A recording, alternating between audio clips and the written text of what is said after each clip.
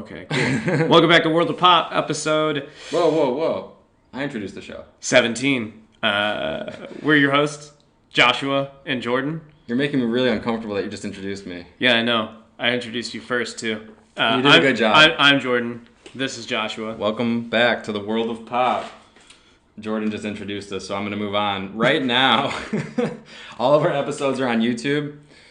We're actually recording this for YouTube and Instagram and I don't know straight onto the computer. What are we doing today? Well, before we get to what we're doing today, let's talk about a few things here on my scribbled on this in my poor handwriting. I definitely want to tell Jose, thank you. Jose, thank you for the samples. A guest from recent or past show. I can't remember which episode it was recent though. But yeah, from San Fernando Coffee Growers in El Salvador. We're gonna roast up some green beans you gave us, and we will report back the results. And it's gonna be good. You know, they smell ripe. I don't know much about the green coffee smell, but it smells like bananas. Green coffee usually pretty much just smells like. It kind of smells like grass. Yeah, it's like a weird unripened banana smell to me. I don't know. For those of you at home that haven't seen what green coffee looks like, it kind of looks like little tiny pebbles. Yeah. And it kind of smells like pea grass. gravel. Yeah. You might actually find little pieces of rocks in it sometimes. Yeah, some roasters actually have things called stoners inside of them, which are little magnets that pull out they're attracted to ferrous material, so they'll take out little stones and stuff that are inside of the coffee that might otherwise make it into your grinder and break it. Back to YouTube though. Go and subscribe now because we need 1,000 subscribers so we can go live on YouTube as well as Instagram. Part of the beautiful thing is we do these live to tape, as they call it, or we don't really edit them. We just kind of go off the cuff, and we'd like to do that more frequently. Yeah. We want to cover all the bases. So, yeah, go and subscribe to our YouTube channel. Please go tell your friends, too. And you can also check us out, of course, on everywhere else. Spotify, Apple, Google, yada, yada. My life, though, has been a little, tumultuous? Yeah, you know what? I wanted to tell you all about it. I would love for you to talk about it. I want to tell you all about it. Here's story time with Joshua. So, I did another podcast. I got, from time to time, I've been on a couple of other podcasts, and I like being a guest. It's different than being a host.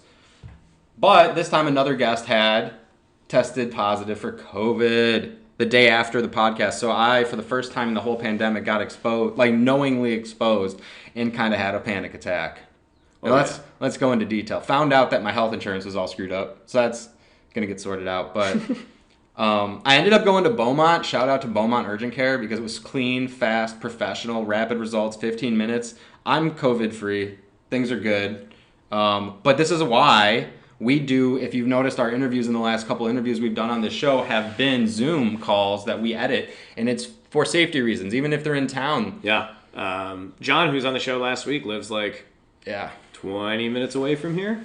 It's everyone does their show the way they want to do it. However, be careful, everybody, because opportunity, to me, this was a great opportunity to be on this wonderful show, and I'll be sharing that with you when it comes out soon, I think in the next month. However, this show, it's like a round table thing. Like Jordan and I are always... Like you said it was like a larger table. Yeah, it's 4 people. They do 4 to 6 people. 4 to 6 people, 2 microphones, 1 microphone per 2 people. A couple. It sounded like... which was good, and we were socially distanced. However... You never know. A fist bump, it's just strange times. And I just want to take a moment to remind everybody that don't get too excited to forget to be safe. That being said, I'm lucky I'm safe. I spent a few days earlier this week quarantining and waiting for the lab results. And so I was 99% sure, certain that I'm good to go. And we had a little bit of a delay in our episodes too. I apologize because of that. I was a little off my game. A little, flustered. Flustered. The word. But anyway, enough about me. On to the show. And we're talking about... We're talking about something that's actually really near and dear to all of our hearts, being, are you a cream and coffee person or a black... We talked about black coffee and how you could be a psychopath last episode. We want to talk about cream and coffee in this section called Cream and Coffee. Personally, my favorite cream of all time. We made coffee before the show, and I actually put this cream in my coffee. That's why I drank it so fast, and I don't have it if you're watching the video. Well, you put... I put some Snickers cream, Coffee Mate Snickers cream in my coffee. Guilty pleasure. And I drank it in like fucking 15 seconds. It was so good. But other than that... I'm drinking black coffee. I don't know. I was so shocked to learn that a lot of Coffee Mate creamers are dairy-free, which I was... They're not, they're not cream. I'm amazed at that because I always assumed that they were dairy-based, but they're dairy-free. Well, no, they're full of artificial flavors, and they're not made with real milk, so that they don't go bad. It's like Yoo-hoo.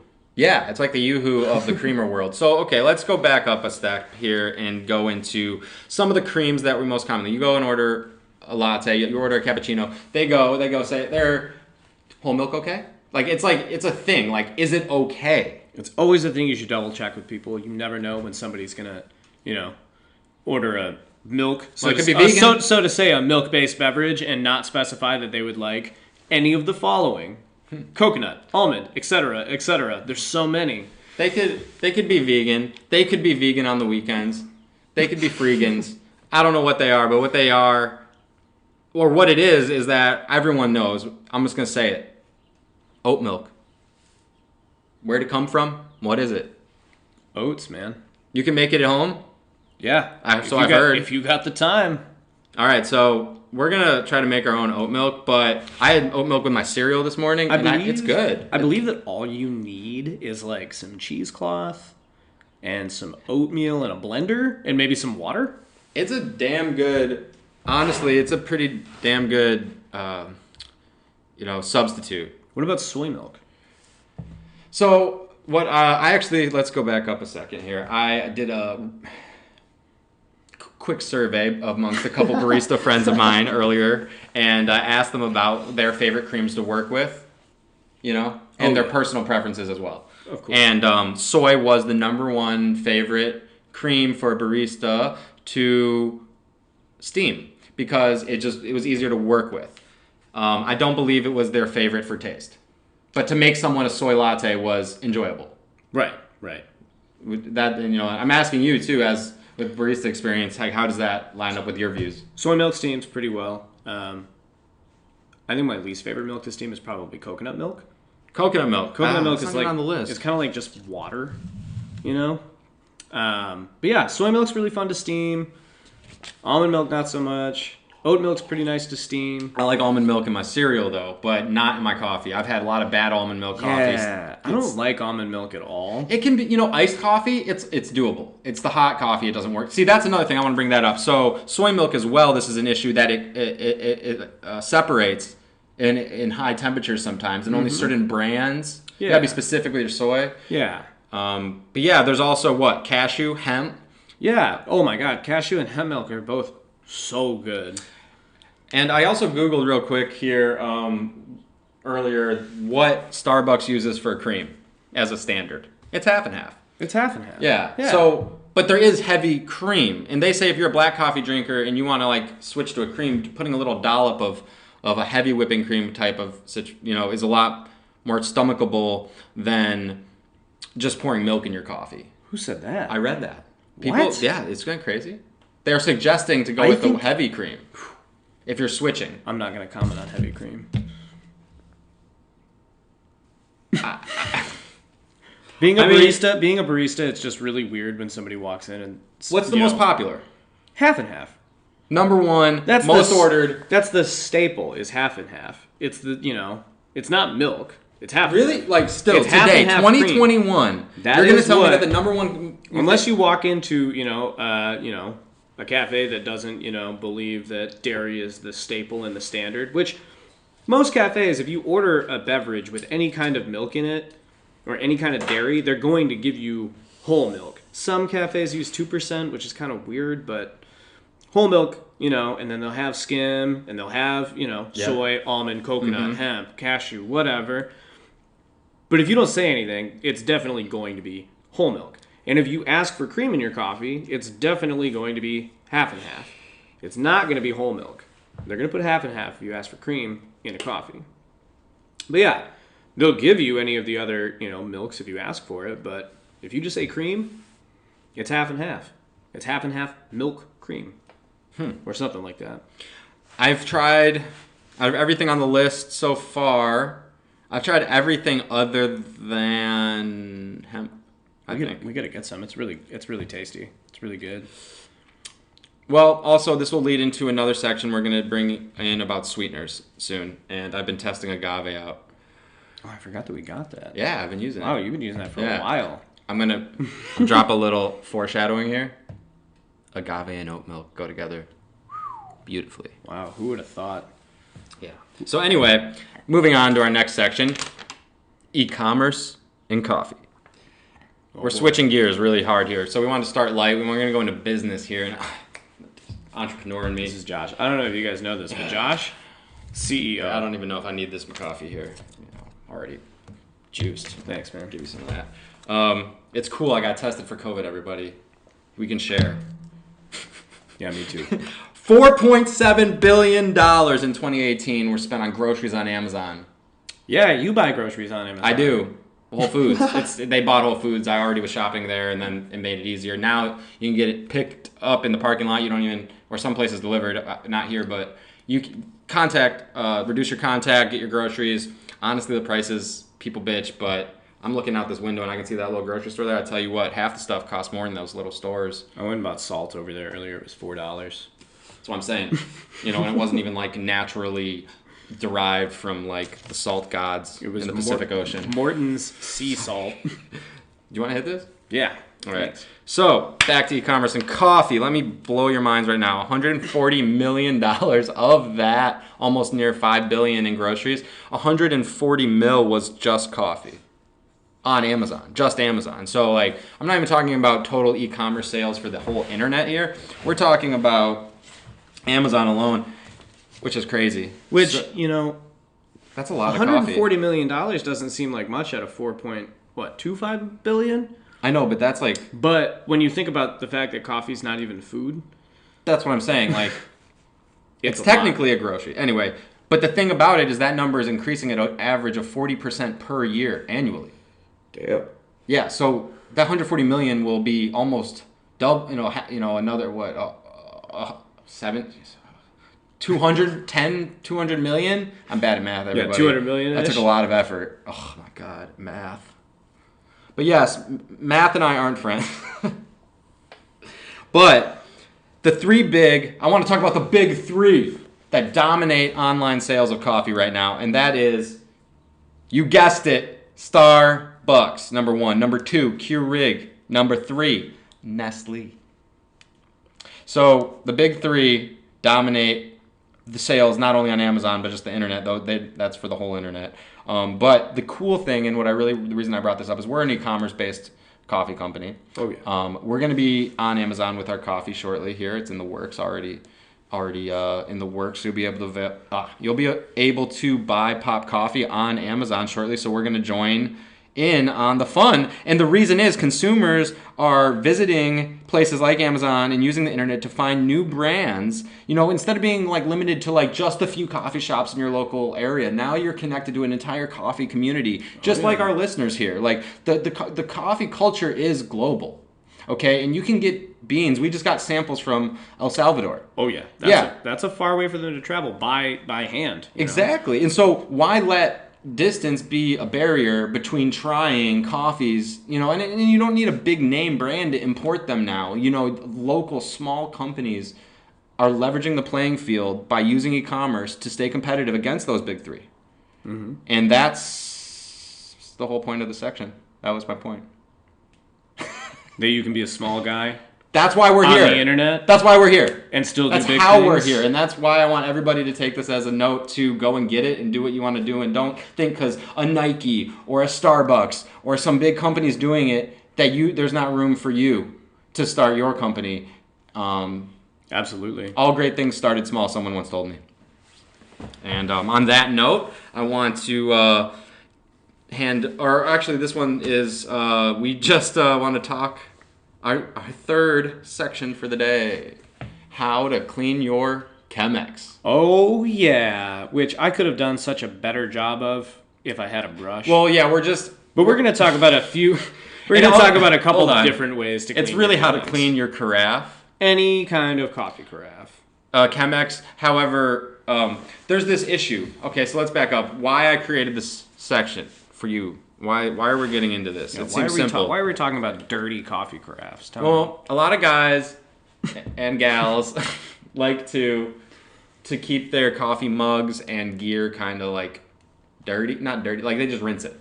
They don't really clean it. They just rinse it. It's like then it's like the oils of the coffee like kind of like always over. You don't see the ring. There's some guys I know like hard construction working type of guys, and if you don't see the ring in the inside of the mug, when you go to get the coffee the next morning, then how do you know it's your mug?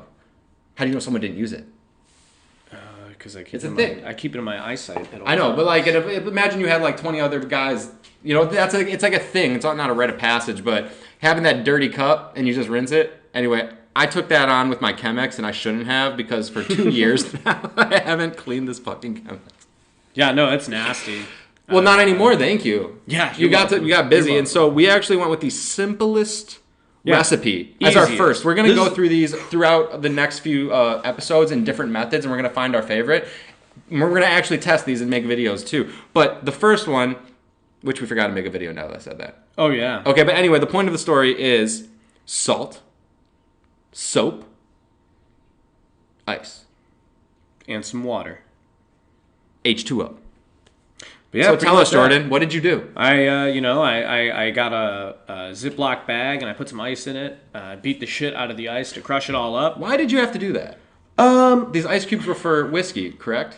Yeah, they were big cubes, old hard, dense. Not your standard ice cubes. For one, they wouldn't fit in the neck of the So you want your ice to be like the crushed ice from Sonic? Yeah, you want your ice to be crushed. Yeah. Or at least like, if you got like those small ass ice cubes, good on you. Like the Circle K pop ice. Yeah, for sure. But if you got like big ice cubes or like a regular ice tray, you should probably crush it up. You should just put it in a bag. Yeah, I mean, just get a hammer out and just... So fill up your Chemex with that. Pour a bunch of salt all over the ice. Put a drop or two of dish soap in there. Fill it about, up to where the Chemex starts to get narrow at the neck. Fill it up with cold water and just swish it around for a while. I probably did it for like 2 or 3 minutes.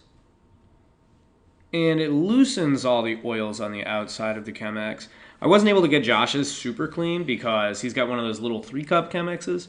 He didn't have a bottle brush, and I didn't really have anything to get in there and scrub the sides with, except for this little toothbrush. But it wasn't quite long enough. But if I had a bottle brush, that Chemex would be spotless clean. Yeah, honestly, it worked really well. Now, if you're feeling a little different and you don't feel like that's the way that you should clean it. I noticed you kept swishing it and it got foamy. Yeah. That means it's working. Well, there was dish soap in there and water. Well, no, it's like froth. And salt. They call it a froth. But you want it to be, I think it creates a froth, and then you know it's working. So if it's not frothing, it's not. You need to add more of one of the ingredient ratio. Yeah, start off with like just a tiny bit of dish soap, but you can pretty much fill it up with ice. Well, because I was intrigued by this because if I do wash my cup, I usually just rinse, one of those guys. But if I do wash it, the only thing I want to wash it with is just a gentle soap and water. Hand wash it. Yeah, that'll also work too. It's if you wash your Chemex regularly, it wouldn't have buildup on it. I was really hesitant to use any type of cleaners, even though we're going to test them. I was really hesitant to use anything like that had any chemicals of any type. But I definitely, I think I was. If we had a longer toothbrush, it would have worked because we were using a children's toothbrush. Oh yeah, it was a Tweety Bird toothbrush. It was cute. It was adorable. I loved it. It was funny watching you use a child's toothbrush. I bet it looked great. My like Chemex. Me holding this tiny toothbrush between my 2 fingers, trying to scrub the inside of an angled piece of glass with a small neck piece. But basically, everyone has salt. Everyone's got dish soap, and you can get or create ice. And, we hope. If you don't know how to get ice, well, actually, now I have a surprise for you. Shout out to our friends struggling in Texas with their little water crisis after the freeze. Oh yeah. So not everyone does have water. You remember that water is the water you use in your coffee changes how it tastes a lot too. So. Oh, that's true. And so, my whole thing was with this cleaning my Chemex is I don't want a residue left in there from the cleaner or the chemicals in the cleaner, or I don't want to taste the soap in there. Or one of the recipes to clean was old school lemons. Or another one we're gonna use white vinegar. Yeah, I would not clean my coffee with vinegar. But then I just feel like that old would school be coffee weird. makers, that's what they have you run through the system to clean it. Like, purge the system, the line, old Mr. Coffee. You got to put vinegar through it. I did it all the time. You fill the pot up half, with a touch of vinegar and hot water, and... Weird. It does clean. It's old school. But we'll report back with more results on this, how to clean your carafe. It doesn't sound right. How to clean your Chemex sounds so much cooler. Yeah, but what if I don't have a Chemex? Everyone should have a Chemex. I don't have a Chemex. Yo, Chemex, send this guy a Chemex. Send me one. I would love to have one. I just don't really feel like buying one. That's wild that you don't have a Chemex, man. That's how I got started in all this shit. Sorry, I just used an espresso machine. I think a lot of people had Chemex was a gateway. It's like a gateway drug. There's a Chemex. You know who uses a Chemex? The people on Friends. Yeah, no, that's a very classic use. I'm super excited. Okay, so I'm going to kill this section, and I want to tell everyone right now, even though you're going to tell us more about the science behind all this, that I'm just really excited about this because I do this all the time, and we're going to take a time to tell you about one of our favorite things in the whole wide world right now that Jordan and I love. It's coffee naps. Just straight up, just coffee naps. Drink some coffee, take a nap. Here's why it works. Yeah, so if you're like me where you want to be awake for like 19 to 20 hours of your day and still be super productive, after work, I was like, well, Superman. Anyways, no. If you're feeling a little bit, sluggish in the middle of the day, we all know about power naps, but coffee naps, caffeinating right before you take a nap, that's the way to go. If you just sleep for like 20 minutes, the way that caffeine works, let's back up. The way that your body works, a large part of the reason that you feel tired is a byproduct of your brain activity that it's called adenosine, and it has receptors in the brain. That's right. So your body produces this naturally as you're awake, and as enough of these receptors are plugged with adenosine, it essentially just tells your body and your brain, it says, hey, we're tired. That's your natural instinct to go to sleep. Caffeine, however, also fits in these receptors. So when you drink coffee, the coffee is now plugging some of the receptors so that your brain is getting less adenosine, making you feel less tired. Now, when you take a coffee nap, you're usually taking a nap because your brain has so much of this, chemical that your brain creates, plugging these receptors. So you take a nap. If you drink coffee right beforehand, coffee takes about 20 minutes for it to take full effect through your stomach and through your liver and everything. So if you sleep immediately after you drink a cup of coffee or have some espresso or whatever, by the time you wake up, all of those receptors are going to be empty because you just, essentially cleared the slate by taking a nap. So they're going to be more easily filled by the caffeine. And you'll feel way more alert, scientifically proven pretty much throughout every time that somebody has ever researched this, that if you drink coffee right before your nap, because of everything that I just said, you will be substantially more alert, focused, attentive. It's a mood booster. See, I did this by accident all the time. And then eventually I read this article a long time ago. Because this has been out for a while, as far as the information's been out for a while. Oh, yeah. It works. I mean, I know for a fact if it just freaking works. However, there's never actually been a complete, direct link in a study. But the basic science of how am I saying it right? Adenosine? And whatever. Yeah, how it all works and all that shit you just said. I just read this article, everybody. He's 100% right. The thing is that they haven't had somebody actually make that work, but a Japanese study did, however, have people take coffee naps and perform a series of memory tests.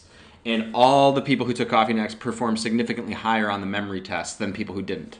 So this is now not to say the people that didn't. This is they had people just take a regular nap and then take these memory tests, and they had people just drink a cup of coffee. The other people took normal naps. Memory tests. Yeah, the other people just took a normal nap. Yep. And then washed their face or had a bright light shown in their eyes.